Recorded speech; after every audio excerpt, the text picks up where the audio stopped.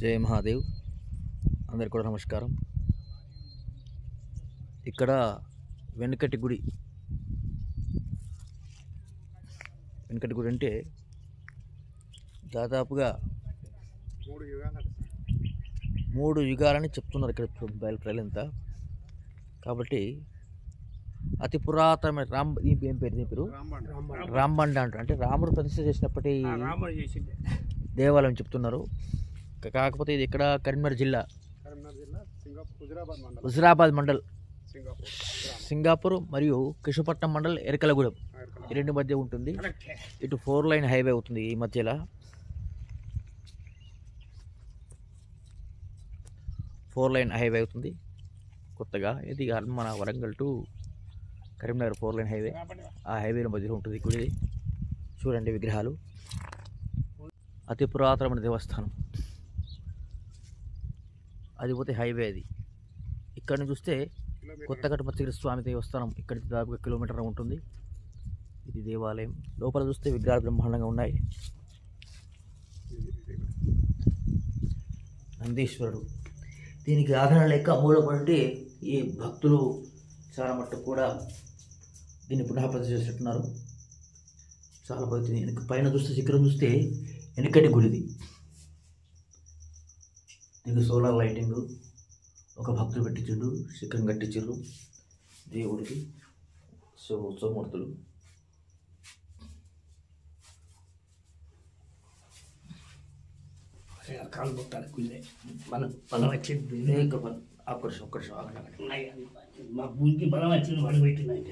అంతా ఆ ఈశ్వరుని అనుగ్రహం కావాలి. అది చాలా అతి పురాతన దేవస్థానం ఇది. చుట్టూ చూసిన గుట్టలు, కొండలు. ఆ కనబడే గ్రామం ఎరకలగూడెం, లింగాపురం అంటారు. అది దాదాపు ఇటు 2 కిలోమీటర్లు, 2 కిలోమీటర్లు ఎరకలగూడెం ఉంటుంది. సింగాపూర్ కూడా కిలోమీటర్ మధ్యలో ఉంటుంది. ఈ రెండు మధ్యలో హైవే పక్క వద్ద వస్తుంది. హైవేకి ఒక 1/2 కిలోమీటర్ దూరం ఉంటుందండి ఖచ్చితంగా. ఒక బండ గుట్ట మీద ఉంటుంది ఈ దేవస్థానము. కాబట్టి రాంబండ దీనికి చుట్టూ పరిసర ప్రాంతం ఈ దేవాలయం కింద 20 ఎకరాల భూమి ఉందంట. భూమి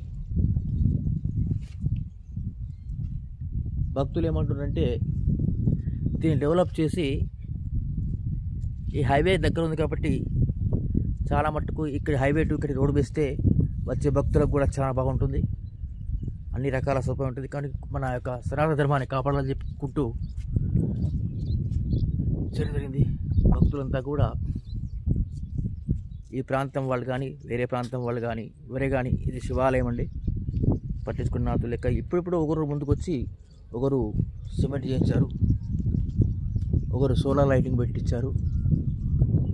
చాలా బాగుంది. గ్రామస్తులు ఉంటారు కదా, దీన్ని అందరం కలిసి అభివృద్ధి చేద్దామన్న ఆలోచనలో ఉన్నారు. కాబట్టి ఏం గుడి అని దీని పేరు? శివుడి గుడి, రాంబండ గుడి అంటారు. శివాలయం.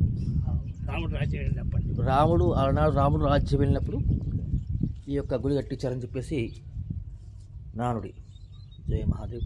ఈ గుడికి రావాలంటే నా కారు కూడా చాలా కష్టమైంది. బండలకి వెళ్ళి చెరువు గట్ట మీదకి వెళ్ళి చూడండి హైవేకి ఆనుకొని ఉంటుంది ఇది.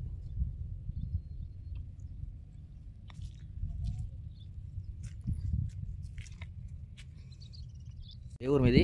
సింగాపురం. నీది? ఎరకలగూడెం. అంటే ఆ ఊరు నుంచి ఒక భక్తుడు, ఈ ఊరు నుంచి ఒక భక్తుడు. చాలా బాగుంది. బాగా కష్టపడుతున్నారు. ఆ దేవుడి అనుగ్రహంతో కూడా ఈ గుడి డెవలప్ చేయడం కూడా ప్రభుత్వాన్ని ఈ వీడియో పోవాలని కూడా చెప్పుకుంటారు. రోగం వచ్చింది, పశ్చాత్తం అయితే మంచిగా దేవుని మొక్కిన ఇప్పుడు దేవుని నమ్ముకుంటే దేవుని నమ్ముకుంటే పశ్చాత్తం పోయింది. నాకు కూడా వచ్చింది. నేను కూడా నమ్ముకుంటాను. రాయేశ్వరిని నమ్ముకుంటాను. నాకు కూడా మంచిదండి. చాలా బాగుందండి. ఇది ఇక్కడ రావడం చాలా కష్టంగా ఉంది. జై మహాదేవ్. జై మహాదేవ్. హర హర మహాదేవ శంభో శంకరాయ. వందే శంభుమాపతిం సురగురం వందే జగత్కారణం వందే పన్నకభూషణం మృగధరం వందే పశూనాం పతిం వందే శూర్శాంకమగ్నినయనం వందే ముకుంద ప్రియాం వందే భక్తజనాశ్రయంచ వందే శివం శంకరం. హర హర మహాదేవ్. హర హర మహాదేవ శంభో శంకర. హర హర మహాదేవ శంభో శంకర. కాబట్టి భక్తులు ప్రతి ఒక్కరు కూడా స్పందించాలని మా కామెంట్ పెట్టాలి గుడి గురించి. ఇది సింగాపూర్ మరియు లింగాపూర్ కరీంనగర్ జిల్లాలో ఉంటుంది. అంటే హుజరాబాద్ నుంచి కరీంనగర్ పోయే తోవలో ఉంటుంది దేవస్థానం, అతి పురాతన దేవస్థానం. జై మహాదేవ్, జై మహాదేవ్. చూడండి ఎంత బాగుంది. దాదాపు 20 ఎకరాలు ఉందంట దీనికి. 20 ఎకరాలు ఉంది ఇది జాగా. ఇదంతా అక్కడ పడే ఏరియా అంతా ఈ దేవస్థానం. అక్కడ బండికి వరకు చాలా బాగుందండి. రైట్ రైట్, శుభం.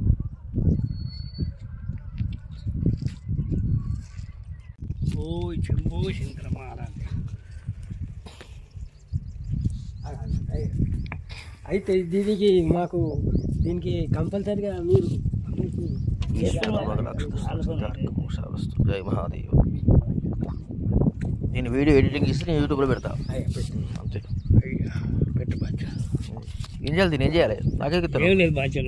దేవుని ఎవరైనా వచ్చిన ఇక్కడికి కాశీ నుంచి కాశీశ్వర కాశీశ్వరనాథ్ వచ్చిన బరాబర్ అయింది బాధ్యత.